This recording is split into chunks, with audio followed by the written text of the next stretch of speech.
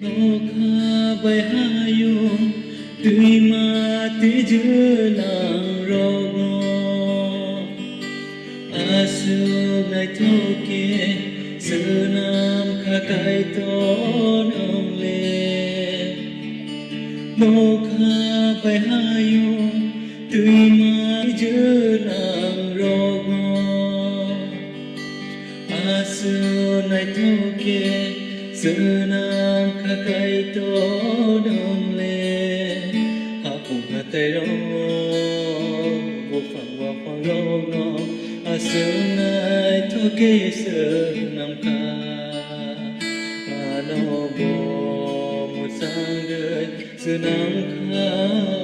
so rai đông ngô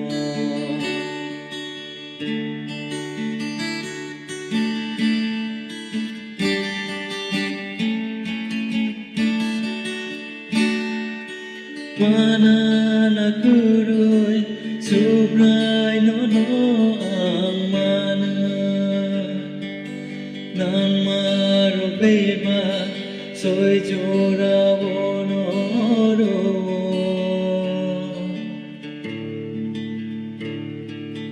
Mana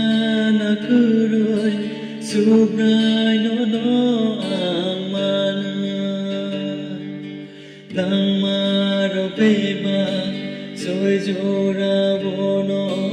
ro na haroi nei khe tok sa tok tu ro no kai to sa de khan de to no chung bo wa na kuroi jisu no suri bo tong khe la la